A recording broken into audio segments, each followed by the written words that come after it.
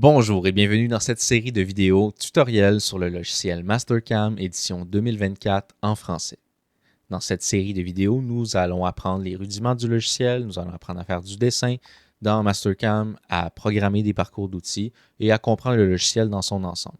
Pour le premier vidéo, nous allons comprendre l'interface de Mastercam, ouvrir un fichier, nous promener dans l'interface et comprendre les différents types de géométrie qu'on peut importer directement dans le logiciel. Donc, pour démarrer, vous allez ouvrir Mastercam et ce que je vais vous suggérer de faire en commençant, ça va être de changer certains paramètres pour qu'on puisse partir sur la même base. Il y a des paramètres qui seront utiles, voire nécessaires à changer, d'autres que ça sera vraiment à votre discrétion. Donc, on démarrera par aller dans l'onglet Fichier et aller dans les options. Vous allez pouvoir maintenant aller à nouveau dans l'onglet Options, cocher Grand Icône. Le fait de cocher Grand Icône transformera ces icônes ici en grand icône. Je trouve ça plus simple à voir. Et si vous voulez afficher le thème foncé de Mastercam, c'est ici qu'on va le faire. Dans Thème, on va mettre gris foncé. On va valider la sélection. Il va l'enregistrer par défaut. Donc, vous aurez le thème comme ça en gris foncé. Moi, c'est ma préférence. Si on va aller plus loin dans le thème foncé, sur le côté ici, on a des carrés qui sont encore blancs. On peut modifier la couleur. On clique sur le petit icône Option ici, couleur de l'arrière-plan, et on peut aller en sélectionner. Moi, je mets le gris foncé. Il faut faire à toutes les fenêtres qu'on aura d'ouvert. Donc là, parcours d'outils est fait. On va aller dans Solide. On va le changer. On va faire ça rapidement. Plan, il est déjà fait. Fonction récente, on va le faire. Et couche est déjà fait. Très bien. On va changer quelques petits paramètres encore dans Fichier Configuration. C'est des paramètres qui ne sont pas nécessaires, mais que je trouve très utiles à changer. Donc, on va commencer par le bas dans Sélection. Et on va ajouter dans Autocurseur quart de cercle, angulaire, tangent et perpendiculaire. Il s'agit tout simplement des méthodes de sélection ou d'ancrage. Par exemple, lorsqu'on va vouloir tracer une ligne, on va être en mesure de s'ancrer à des points nouveaux, notamment quart de cercle, qui est à mon avis le plus pertinent. Là. On va être en mesure de s'ancrer à chaque cadran, à chaque extrémité du cadran du cercle. Donc, pour moi, c'est le plus important, mais j'aime bien ajouter les autres. Je les trouve très utiles également. Donc, tout devrait être coché, sauf plus proche. Plus proche, je ne m'en sers pas vraiment. Je ne trouve pas qu'il est très aidant. J'aime mieux m'ancrer à des zones spécifiques, donc je ne l'active pas. Ensuite, on va aller dans Lancer, quitter. Et si vous utilisez Notepad++ pour lire le code G avec le plugin NCnetic, je trouve ça très agréable. Je vais changer l'éditeur. Plutôt que d'avoir l'éditeur de code G Mastercam, je vais mettre Notepad++ par défaut. Ensuite, si vous voulez aller encore plus loin dans le mode foncé, moi je vais dans Couleur, je change le gradient final de fond, qui est par défaut en blanc. Je vais mettre un gris foncé encore. Là, il apparaît directement. C'est plus agréable pour les yeux, j'aime mieux ça comme ça. Le dernier, ça sera vraiment à votre discrétion. On va aller dans Affichage Vue.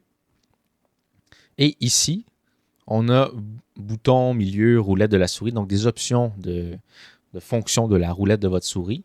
Par défaut, il est à rotation. Certains d'entre vous seraient peut-être habitués à dessiner dans d'autres logiciels comme SolidWorks par exemple, où la roulette est plutôt un déplacement.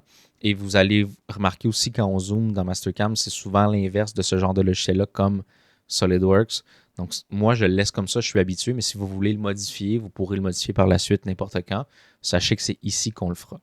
Donc je vais enregistrer ces paramètres-ci, comme ça à chaque ouverture, ces paramètres-là seront actifs. Je le laisse charger. Et voilà. Donc, la première chose qu'on pourra faire, ce sera d'aller ouvrir un fichier. Vous pourrez aller télécharger dans la description ou sur le site web du cours un fichier que je vous donnerai. Donc, vous pourrez aller dans Fichier, Ouvrir et aller ouvrir le fichier Se familiariser avec Mastercam. Si vous n'avez pas, vous pouvez suivre quand même sans. Ça sera aidant. Donc, on va l'ouvrir. Et vous devriez voir ceci à l'écran. Maintenant que ça est ouvert, je vais vous montrer ce qu'il y a à l'écran dans Mastercam. On va distinguer toutes les sections du logiciel. Donc, en premier, le grand rectangle qui est en bas à droite, ici, c'est ce qu'on va appeler l'environnement de dessin ou l'environnement de modélisation. C'est là où vont apparaître tous nos fichiers, dessins, solides, 2D, 3D, qu'on dessinera ou qu'on importera à même le logiciel. Donc, ils apparaîtront ici.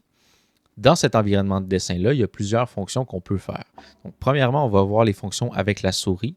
Si je fais un clic gauche sur une entité quelconque, donc ici, ça fait une sélection. Donc, ça sélectionne ce sur quoi j'ai cliqué à l'écran. Donc, je peux aller sélectionner plusieurs choses. Je peux les désélectionner en recliquant dessus. Donc, voilà, je peux sélectionner plein de choses. Si je veux tout désélectionner, je fais échappe ou escape sur le clavier et tout est désélectionné. Ensuite, avec la roulette, vous voyez que vous pouvez zoomer, dézoomer en déplaçant la roulette comme ça. Donc, ça vous permet de vraiment dézoomer autant qu'il faut. Et si par mégarde, vous avez trop dézoomé et vous avez perdu votre dessin, vous ne savez plus comment le retrouver, on va aller voir directement ce qu'on peut faire avec le clic droit. Donc, si je fais un clic droit dans l'environnement de dessin, j'ai un bandeau qui apparaît avec plusieurs options, plusieurs raccourcis. Ces raccourcis-là, d'ailleurs, vous pouvez les mettre à votre guise, vous pouvez les personnaliser si vous voulez. Moi, j'ai mis ça pour l'instant, c'est tout. On va effectuer la fonction échelle auto. Et là, ça va directement rezoomer sur tout ce qui sera actif dans notre dessin. Donc, on ne peut pas se perdre de cette façon-là. Si j'écrase la roulette maintenant, plutôt que de zoomer, dézoomer, si je l'écrase et que je déplace ma souris, je vais pivoter. Donc, je vais déplacer ma vue en faisant un pivot. Donc, je peux me déplacer dans plusieurs sens. Voilà, comme ça. Ça me permet de venir voir, par exemple, en dessous de ma géométrie. Si je veux me remettre dans une vue spécifique, je vais cliquer ici soit sur le cube qui apparaît en bas à gauche, qui me permet de me mettre dans une vue directement.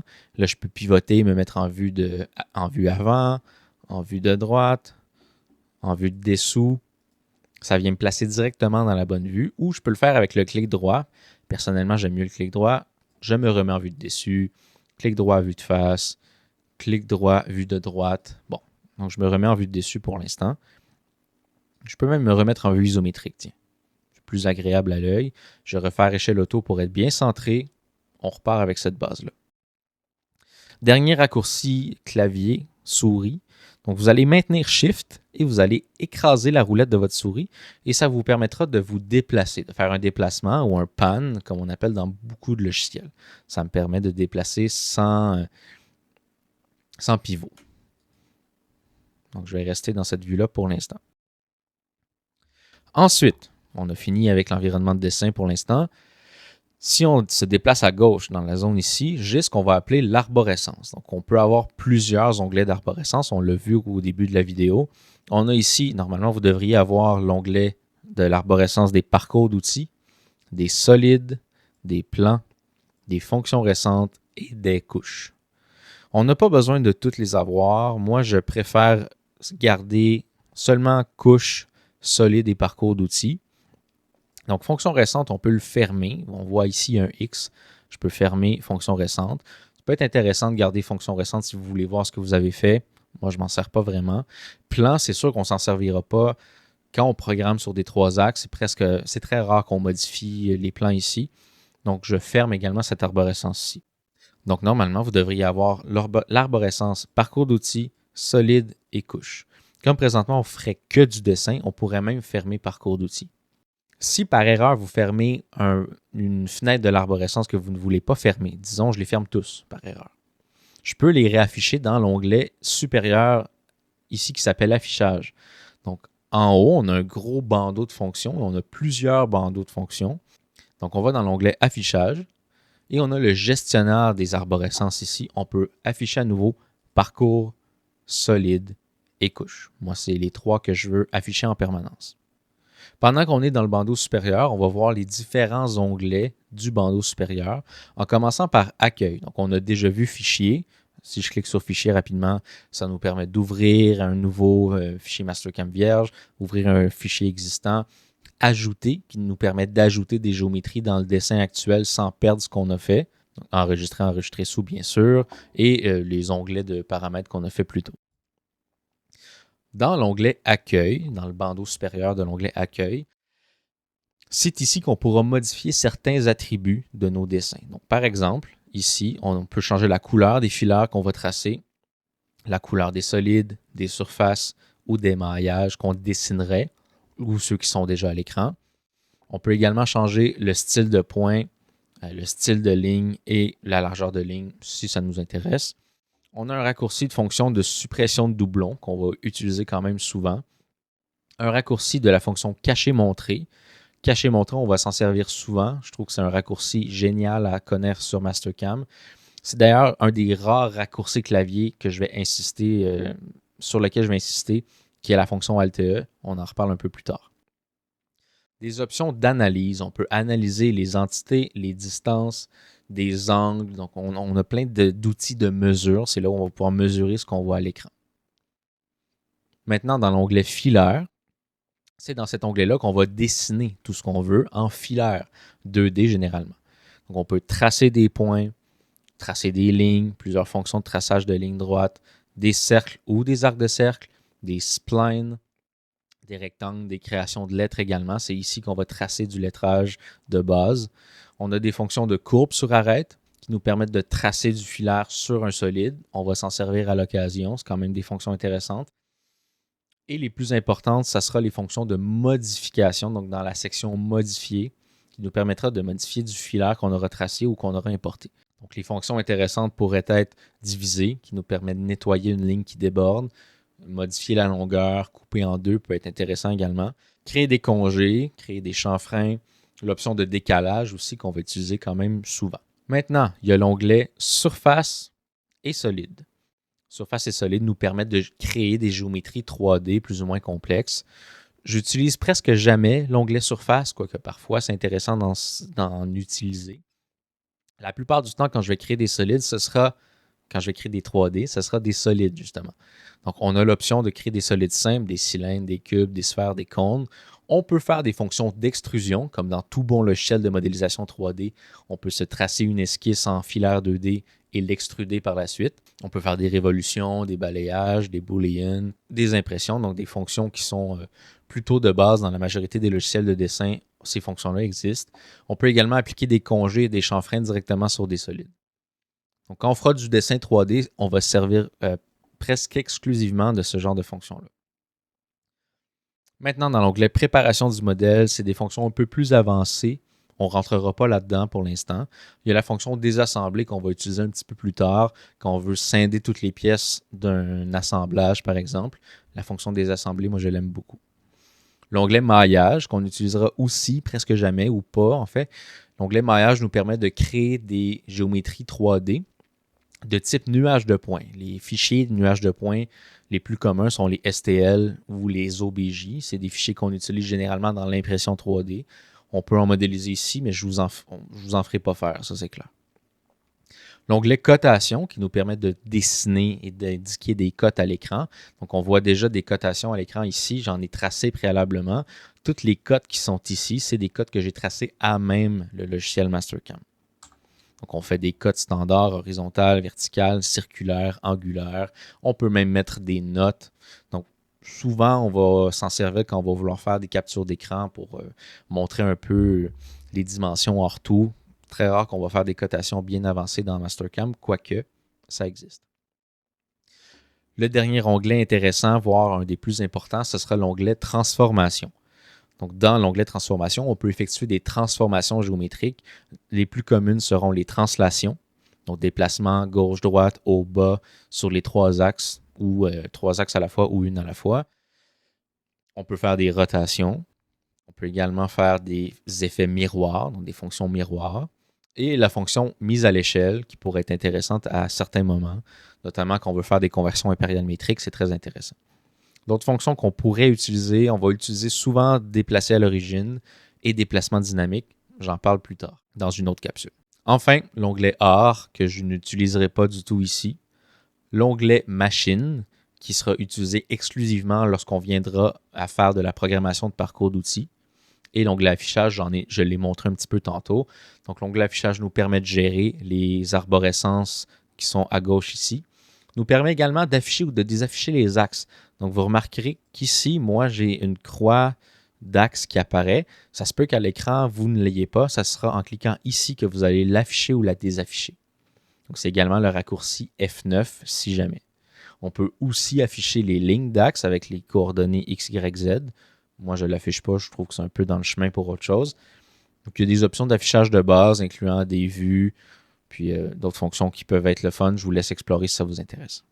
En dernier lieu, en bas, on a un bandeau d'affichage, un tout dernier bandeau ici. Donc, on peut voir des fonctions qu'on utilisera peut-être un peu plus tard. Donc, des vues de section, il faudra les paramétrer. On peut voir ici les coordonnées X, Y, Z. Où je déplace mon curseur, c'est où les coordonnées X, Y et Z sont, où mon curseur est à l'endroit présent, c'est-à-dire. On peut voir aussi les plans, plan C, plan U, qui eux seront importants. Plan C, c'est le plan de construction. C'est le plan sur lequel on va baser nos dessins. Donc là, présentement, mon plan de construction est en vue de dessus. Et mon plan U, qui est le plan d'usinage, il est aussi en vue de dessus présentement. Généralement, les deux sont liés. Quand je change de vue, par exemple, je fais un clic droit à vue de face, les plans ici changent. Plan de face, plan C en face, plan U en face. Donc, j'ai changé de plan. Mes dessins vont se faire dans cette vue-là maintenant. Si je me remets en vue de dessus, je suis basculé à nouveau en vue de dessus. Donc, le plan C pour le dessin, on va souvent le modifier. Ça arrive assez fréquemment qu'on va dessiner dans plusieurs vues différentes. Quand on fera de l'usinage, le plan U devra être, en tout cas à l'école, comme on n'a que des 3 axes, ça devrait être exclusivement en vue de dessus parce que toutes nos machines sont en vue de dessus. Donc, si vous usinez, si vous programmez dans une autre vue, bien sûr, la machine ne pourra pas les lire. Le RUD, qu'on ne changera jamais, peu importe dans quelle vue on se met, le RUD reste en vue de dessus. C'est le système de coordonnées en absolu. Celui-là, il ne changera pas. Dans le bandeau inférieur, on a un dernier petit point avec des outils d'affichage. Si je vais mettre en vue isométrique pour mieux voir. Donc, par défaut, on est dans l'affichage ombrage de contour. Donc, ça nous met de l'ombrage sur nos solides. On peut également se mettre en ombré, ce qui cache les arrêts de vivre. Donc, plutôt que de voir des arrêts de vivre en noir sur les solides, comme vous voyez à l'écran ici, on ne les voit plus. Moi, j'aime bien les afficher. Je trouve ça intéressant, même très utile parfois. On peut se mettre en filaire, qui nous montre vraiment une transparence et seulement les arêtes des solides. Donc, on peut voir ici qu'on a bien un fichier en nuage de points. C'est bien un maillage, donc c'est un fichier de type STL qui a été importé. Alors que les autres ici sont des solides toutes simples. On ne voit pas autant de facettes triangulaires. Mais c'est aussi un outil qui nous permet de voir en transparence. J'aime bien rester en affichage solide. La plupart du temps, je trouve que c'est plus facile à voir. Puis il y a le dernier icône ici, le dernier en bas à droite, qui est la fonction de translucidité. Si je l'active, on voit au travers de mon solide. On est en mesure de voir qu'au travers de mon solide ici, eh bien, j'ai des cylindres qui sont orange, j'ai des petites fonctions ici à gauche, à droite. Si vous vous mettez en vue de dessus, vous devriez voir un très disgracieux halo que j'ai tracé avec des splines à la main, simplement pour vous montrer si votre fonction de translucidité s'affiche bien ou non. Donc, si je désélectionne et que j'enlève la translucidité, on ne devrait plus le voir. Si vous êtes bien en translucidité, vous devriez le voir. En dernier de tout, sur le côté à droite ici, on a des outils de sélection rapide. On ne va pas s'en servir souvent, mais je pense que c'est intéressant de vous montrer un peu ce que c'est, que vous sachiez ce que c'est. On a tous les outils de sélection rapide pour les différents types d'entités qu'on peut avoir dans Mastercam. J'enlève la transparence. Pour vous montrer un peu ce qu'on a. On peut aller sélectionner tout ce qui est filaire. Donc, c'est les mêmes onglets que plus haut. Filaire, surface, solide, maillage, cotation. En gros, c'est ceux-là qu'on va sélectionner le plus souvent. Chaque cercle est scindé en deux par une oblique à 45 degrés qui nous permet d'avoir deux sous-fonctions par rapport à chaque type d'entité. Si je commence par le point en premier, donc la partie du cercle qui est supérieure gauche, ça nous fait sélectionner toutes les entités de type point. Si je clique dessus, vous allez voir qu'il y a des astérix jaunes qui apparaissent à l'écran. C'est des points que j'ai tracés, que j'ai placés préalablement, qui ont été sélectionnés. Si je fais échappe pour tout désélectionner, et je clique sur l'autre partie du cercle, donc la partie inférieure droite, en cliquant là-dessus, ça fait sélectionner seulement des points. Donc, c'est une fonction qu'on va activer ou non. Présentement, elle est activée parce qu'il y a du bleu. Si je clique, en fait, peu importe où je vais cliquer, je ne sélectionnerai jamais rien d'autre que des cercles, que des points, c'est-à-dire, pardon. Je ne sélectionnerai jamais rien d'autre que des points. Donc là, les points, je n'en vois pas vraiment, mais si je fais une sélection par fenêtre, ici, donc un clic gauche maintenu, sélection par fenêtre, ça ne sélectionne que des points. Donc, toutes ces fonctions-là existent aussi pour la fonction ligne, donc les lignes droites seulement. Si je fais sélectionner toutes les entités lignes, toutes les lignes sont sélectionnées. Ici, j'ai les cercles et arcs de cercle qui sont sélectionnés. J'ai les splines. Et j'ai l'option aussi de sélectionner toutes les entités filaires, dont les 4 que je viens de nommer, les points, les lignes, les arcs et les splines. Ça prend tout. Plus bas, j'ai l'option de sélectionner les cotations. Donc, si je clique dessus, je prends toutes les cotations. Ça peut être intéressant dans le cas où on met plein de cotations pour faire une capture d'écran, pour envoyer un client, par exemple, et que là, toutes les cotations, on n'en veut plus pour faire notre programmation. Soit on les met sur une couche qu'on va cacher, ou on fait sélectionner et tout supprimer. Donc là, j'ai tout perdu à l'écran. Bon, je vais les remettre en faisant CTRL-Z pour bien les garder. On peut faire la même chose pour la sélection de surface. Si je me mets en transparence, vous allez voir qu'ici, ces cylindres-ci sont bien des surfaces. Je peux sélectionner des maillages. Donc, les petits carrés ici sont bien des maillages.